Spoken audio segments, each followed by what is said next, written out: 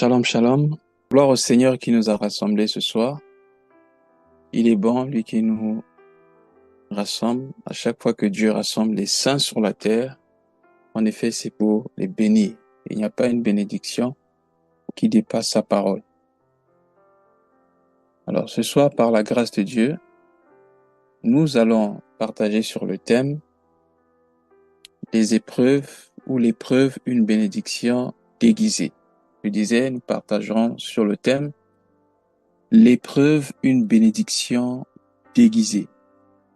Prenons comme passage de base Jacques chapitre 1 du verset 1er jusqu'au verset 5. Mes frères, regardez comme un sujet de joie complète les diverses épreuves auxquelles vous pouvez être exposés, sachant que l'épreuve de votre foi produit la patience. Mais il faut que la patience accomplisse parfaitement son œuvre, afin que vous soyez parfaits et accomplis sans faillir. Si quelqu'un d'entre vous manque de sagesse, qu'il la demande à Dieu, qui donne à tous simplement et sans reproche, et elle lui sera donnée. Amen. Donc je disais, nous allons partager sur le thème les épreuves, une bénédiction déguisée. La plupart du temps, lorsque nous passons par une zone de turbulence, il nous arrive de nous poser plusieurs questions. Pourquoi ceci m'arrive? Pourquoi Dieu permet telle ou telle chose? Est-ce que le Dieu d'amour ne pouvait pas m'empêcher de connaître telle ou telle chose?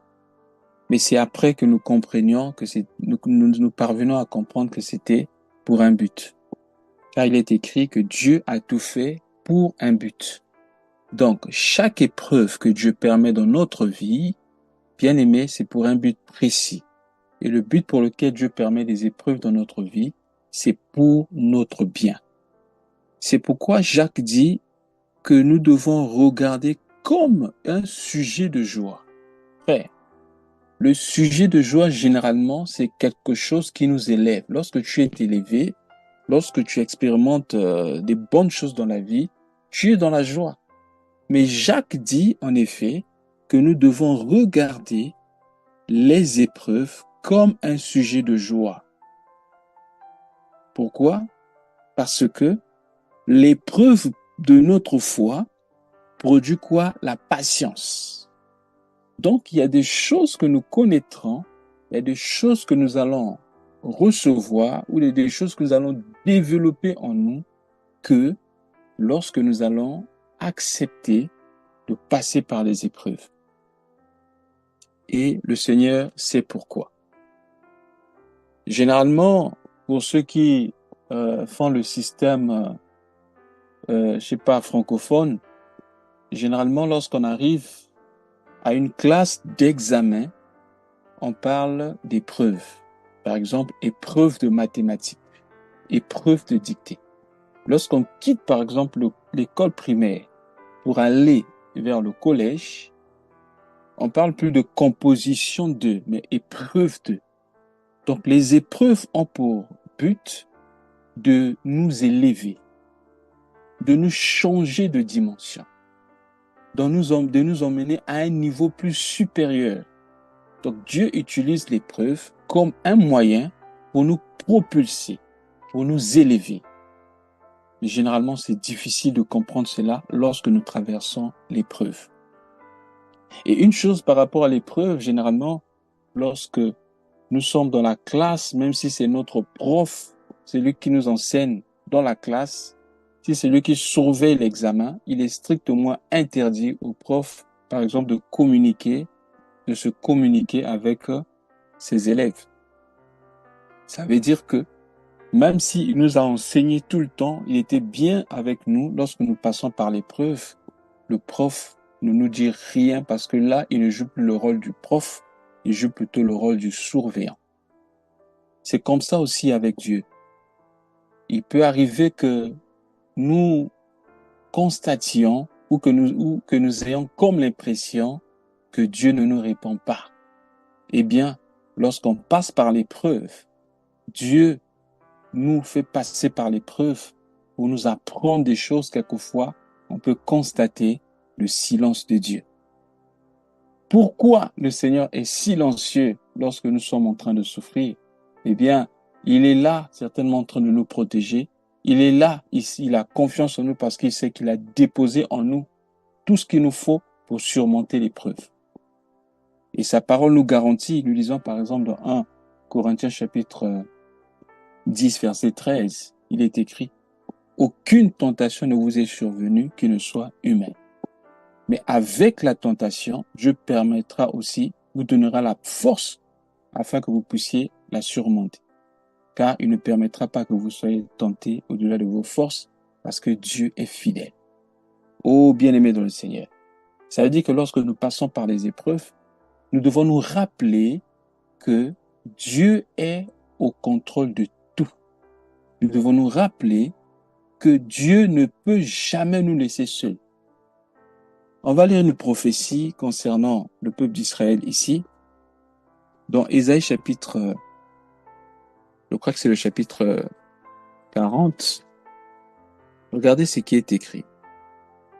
Parce que lorsque Dieu permet l'épreuve dans notre vie, il peut permettre que nous puissions connaître Dieu éprouve par l'eau et Dieu éprouve par le feu. Lisons Ésaïe chapitre 43. Ésaïe chapitre 43, verset 1er, je peux lire jusqu'au verset 2. Ainsi parle l'Éternel, qui t'a créé, ô Jacob, celui qui t'a formé, ô Israël, ne crains rien, car je te rachète, je t'appelle par mon nom, par ton nom, et tu es à moi. Si tu traverses les eaux, je serai avec toi, et les fleuves ne te submergeront point. Si tu marches dans le feu, tu ne brûleras pas, et les flammes ne t'embrasera pas. Ô bien-aimé dans le Seigneur, nous allons étudier deux types de personnes qui ont connu les épreuves. Prenons d'abord l'histoire du peuple d'Israël pour voir l'épreuve de l'eau. Dans Exode, le chapitre 14, je pense, lorsque les enfants d'Israël sont sortis de l'Égypte pour aller à Cana. Il est écrit que Pharaon les avait laissés, mais à un moment donné, il a changé d'avis, il a voulu les rattraper. Exode chapitre 14, on prend du verset 10 jusqu'au verset 16. Pharaon approchait les enfants d'Israël, les enfants d'Israël levèrent les yeux, et voici les Égyptiens étaient en marche derrière eux. Et les enfants d'Israël eurent une grande frayeur et crièrent à l'Éternel. Ils dirent à Moïse, « N'y a-t-il pas de sépulcres en Égypte sans qu'il fût besoin de nous mener mourir au désert? Que nous as-tu fait en nous faisant sortir d'Égypte? N'est-ce pas là ce que nous te disions en Égypte? Laisse-nous servir les Égyptiens, car nous aimons mieux servir les Égyptiens que de mourir au désert. » Moïse répondit au peuple, « Ne craignez rien, restez en place, regardez la délivrance de l'Éternel. La délivrance que l'Éternel va vous accorder en ce jour. Car les Égyptiens que vous voyez aujourd'hui, vous ne les verrez plus jamais. L'Éternel combattra pour vous et vous gardez silence. » L'Éternel dit à Moïse, « Pourquoi ces cris? Parle aux enfants d'Israël et qu'ils marchent. Toi, lève ta verge et tends ta main sur la mer et fonds-la. Et les enfants d'Israël entreront au milieu de la mer à sec. » Nous connaissons tous ce miracle. Devant, il y avait la mer Rouge. Derrière, il y avait les Égyptiens. Donc, bien aimés, ils avaient comme l'impression que tout était fermé. J'aimerais ici nous parler du mystère de la porte automatique. C'est quoi une porte automatique? C'est une porte qui s'ouvre par la présence de la chaleur du corps humain. C'est-à-dire, Lorsque vous regardez cette porte de loin, vous avez comme l'impression qu'elle est fermée et qu'elle ne peut pas s'ouvrir parce que sur cette porte, il n'y a pas de poignée. Mais cette porte s'ouvre lorsque vous vous approchez. La mer était bien aimée, représentait une porte qui était totalement fermée. Il n'y avait pas d'issue. Et derrière, il y avait le danger. Et s'ils avançaient pour aller vers la mer, c'était sûr et certain qu'ils devaient mourir. Mais c'est là-bas que Dieu va dire à ces gens d'avancer. Frère, dans certains cas, vous aurez comme l'impression que Dieu vous envoie vers le danger. Mais souvenez-vous d'une chose. Celui qui vit en vous s'appelle la vie.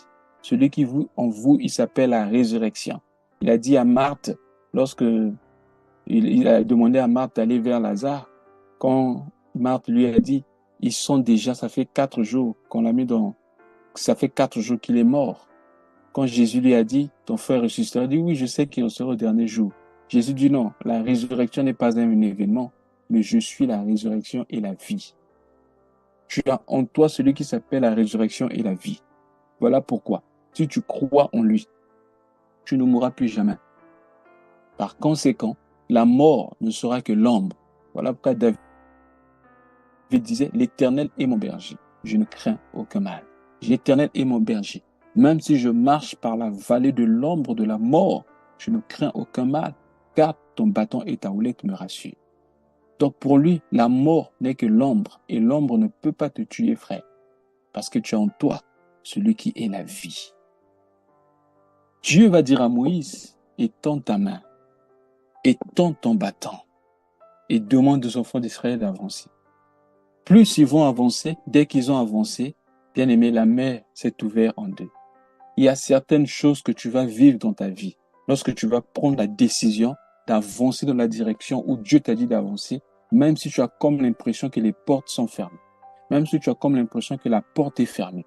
Mais je vais te dire une chose, ce n'est qu'une porte automatique. Toi, avance seulement. Si tu restes là où tu es, la porte ne va pas s'ouvrir. Devant la porte automatique, c'est comme ça. Si tu es loin, tu vois que c'est fermé. Si tu restes là, ça ne s'ouvre pas. Et c'est quand tu vas t'approcher que la porte va s'ouvrir. Pierre aussi avait connu le mystère de la porte automatique. Lorsque Jésus marcha sur l'eau, il a dit à Jésus, si c'est toi, ordonne que je vienne sur l'eau. Jésus lui a dit, viens. Pierre avait commencé à marcher sur l'eau. À quel moment? Lorsqu'il est descendu de la barque. Il faut apprendre quelquefois à quitter la zone de confort pour avancer et tu verras que l'eau deviendra le sec. L'eau se changera en quelque chose de sec et tu marcheras sur l'eau. Mais si tu restes seulement dans la barque, tu ne pourras pas expérimenter ce miracle. Oh bien-aimé dans le Seigneur, ici, c'était une épreuve pour les enfants d'Israël. Mais quand ils ont commencé à avancer, Moïse a étendu son bâton, la mer s'est séparée en deux. Voilà le miracle. Frère, toutes les épreuves que Dieu emmène dans notre vie, c'est pour un but. Je ne sais pas par quoi tu passes. Tu peux avoir comme l'impression que tu marches avec Dieu, mais les choses ne vont pas comme tu le veux. Les choses ne marchent pas comme tu les souhaites. Ne dis pas que Dieu est en retard. C'est peut-être toi qui es pressé.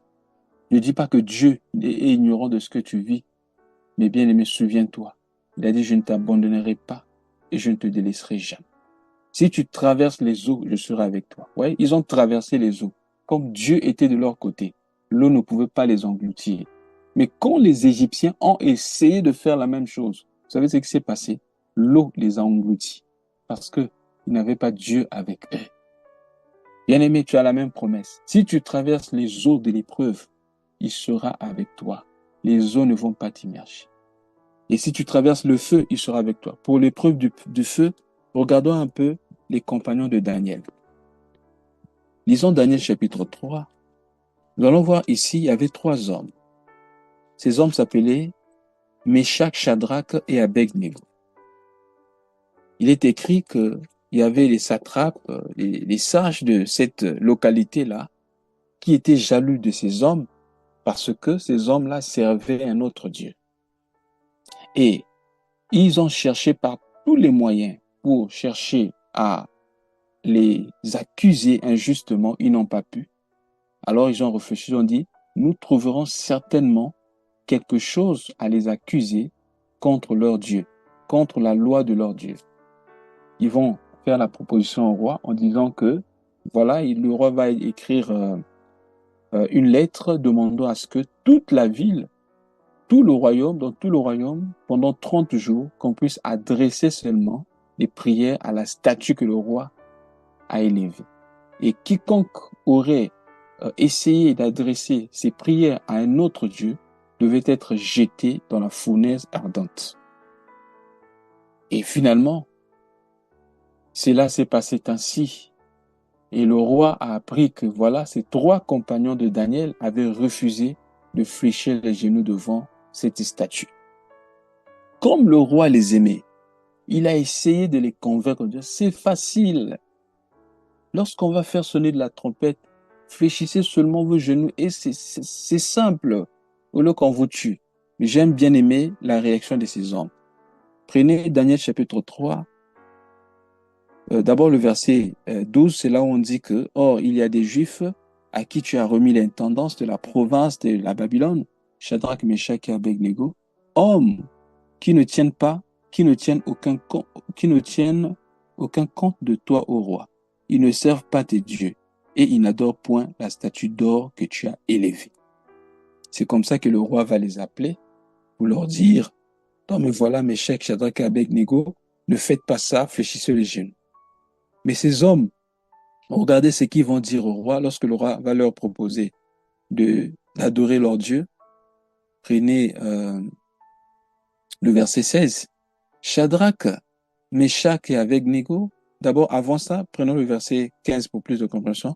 Maintenant, tenez-vous prêts au moment où vous entendrez le son de la trompette, du chalumeau, de la guitare, de la sambouk, du psalterion, de la cornemuse et de toutes sortes d'instruments, vous vous prosternerez et vous adorerez la statue que j'ai faite.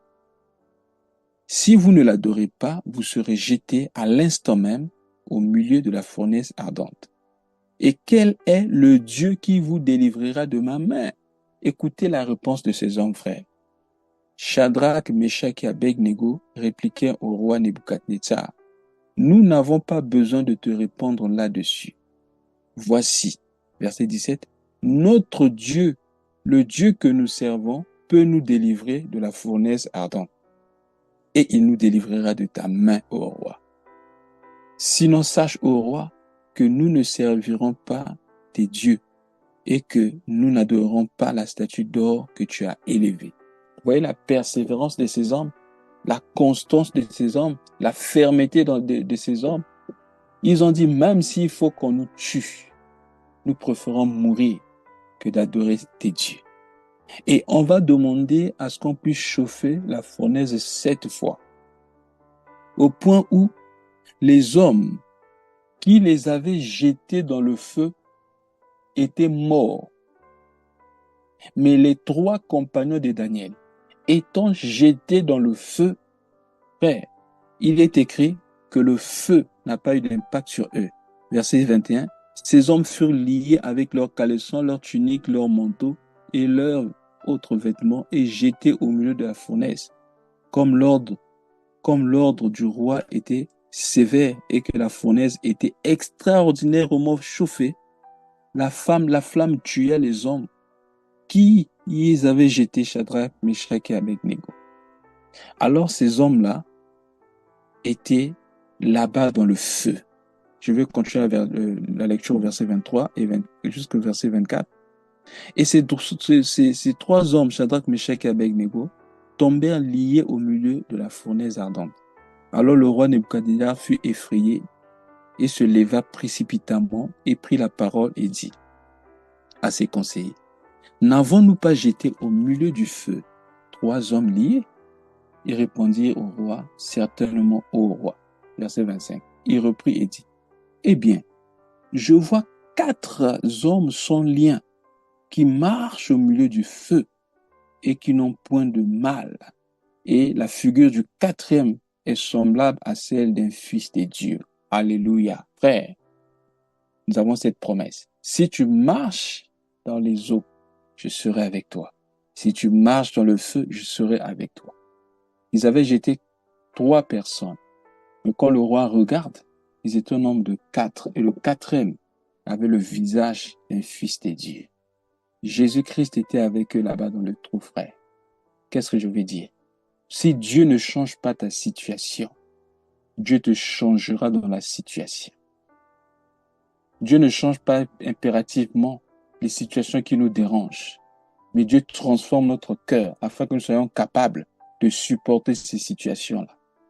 Dieu n'a pas changé la situation de Meshach, Shadrach et Abednego, mais Dieu leur a donné la capacité de surmonter l'épreuve du feu, de surmonter les flammes, de surmonter, bien aimé, la chaleur du feu.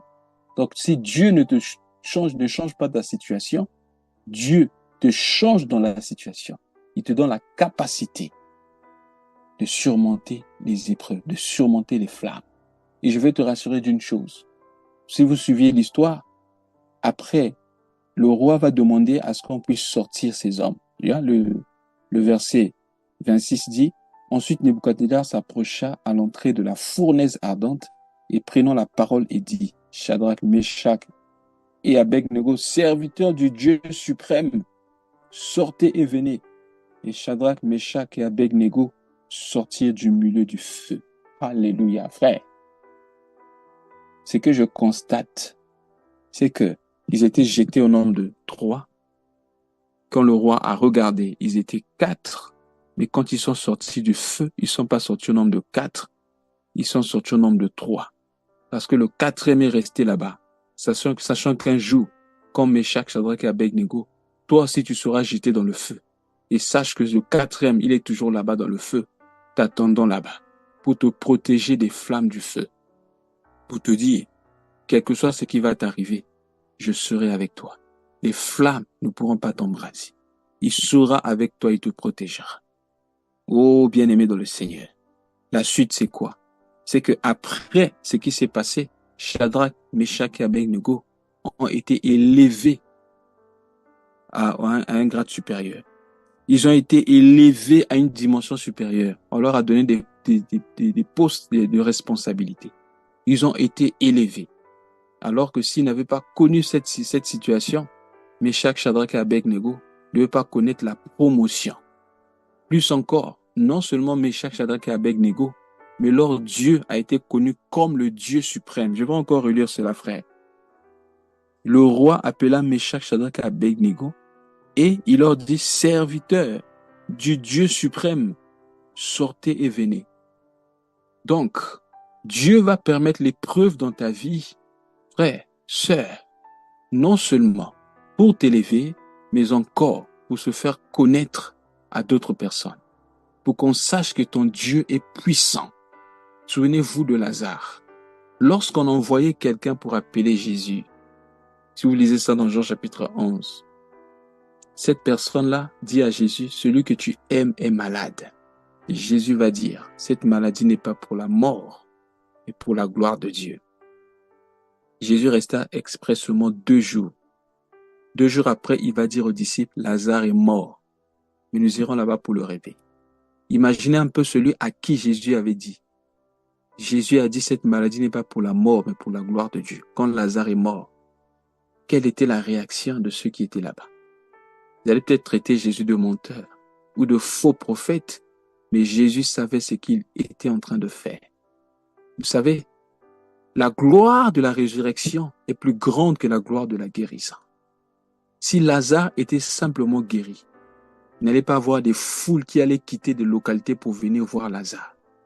Jésus voulait le faire revenir à la vie. Jésus voulait la résurrection afin que l'impact du miracle soit plus grand. Voilà pourquoi ne dis pas que c'est fini. Ne dis pas que ça fait 4 jours que la personne est dans la tombe.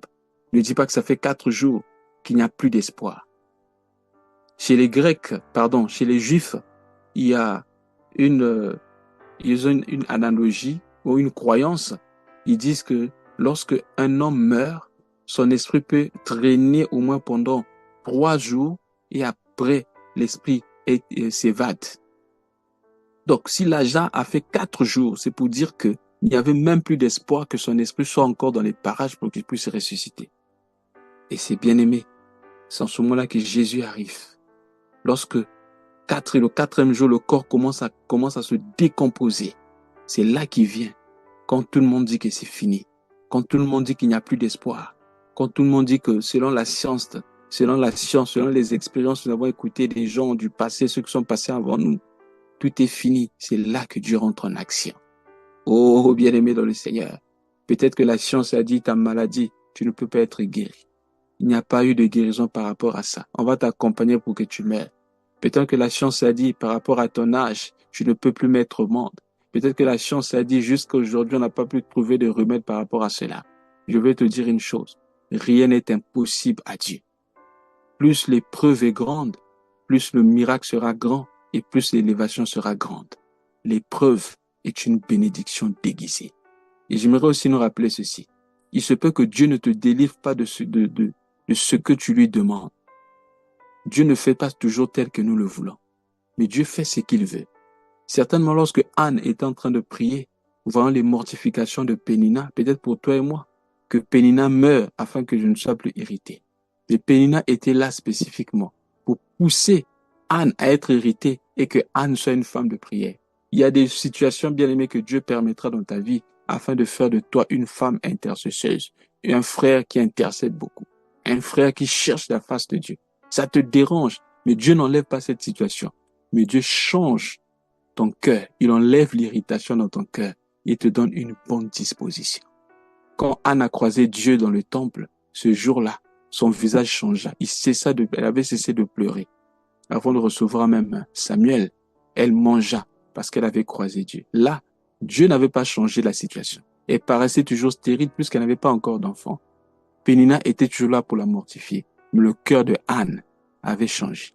Anne était une autre personne. Et c'est là que Dieu a relâché le miracle. Je ne sais pas par quoi tu passes. Peut-être que tu es en train de connaître la tempête.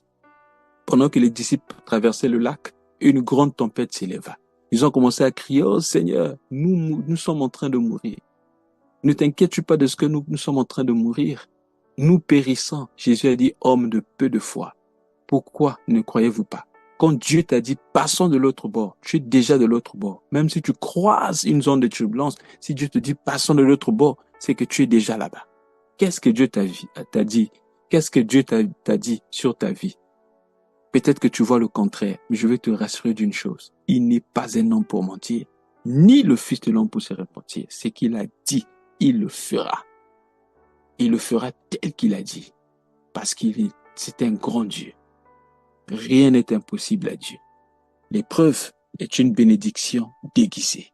Il est vrai, pendant que nous passons par l'épreuve, l'émotion, la vie, la partie émotive est touchée.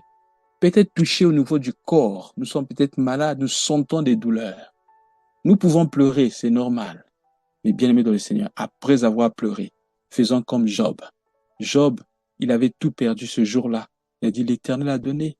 L'Éternel a repris, que son nom soit glorifié. Il a vu dans toutes ces choses, Job ne pécha point avec sa bouche, mais Job continuait à adorer Dieu. Quel que soit ce qui t'arrive, continue à adorer Dieu. Continue à reconnaître la gloire de Dieu. Même si ça tarde, attends-là. Continue à adorer Dieu, à reconnaître la gloire de Dieu, à reconnaître sa présence, car tôt ou tard, Dieu accomplira ce qu'il a préparé dans ta vie. L'épreuve est une bénédiction déguisée. Ça te fait mal, mais c'est un mal nécessaire. Et tu verras que dans l'épreuve, même si par exemple tu cherchais la guérison, mais Dieu a développé en toi la patience, qui est un fruit de l'esprit, que tu n'allais pas gagner si facilement. Dieu va développer l'humilité peut-être en toi. Dieu va développer peut-être la miséricorde en toi. Des qualités, des caractères bien-aimés, très précieux, des choses précieuses, des précieuses richesses que tu as obtenues parce que Dieu avait permis l'épreuve. Voilà pourquoi. Bénis le nom du Seigneur pour les épreuves. Rends gloire à Dieu pour les épreuves. Car les épreuves, comme disait Jacques, nous devons les considérer comme un sujet de joie. Que Dieu te bénisse, que Dieu te fortifie. Il te donne la capacité de persévérer dans l'épreuve et d'avoir surtout les yeux fixés sur lui. L'une des choses qui nous donne la force pour persévérer dans les épreuves, c'est qu'on doit avoir toujours nos yeux fixés sur Dieu et non sur les épreuves. Le problème avec nous, quelquefois, lorsque nous passons par des épreuves, au lieu de regarder à Dieu, nous regardons à gauche et à droite, nous regardons aux hommes, nous regardons à la créature et par conséquent, nous sommes instables. Voilà pourquoi c'est très important que nous puissions avoir nos yeux rivés sur Dieu. C'est pourquoi la Bible dit, ne promette pas des regards inquiets, car c'est moi qui suis ton Dieu. Ne promène pas des regards inquiets. Ne regarde ni à gauche ni à droite. Disons ça, c'est le dernier verset, Ésaïe chapitre 41, le verset 10. Ne crains rien, car je suis avec toi. Ne promène pas des regards inquiets, car si je suis ton Dieu, je te fortifie, je viens à ton secours, je te soutiens de ma droite triomphante. Que Dieu te bénisse. Amen.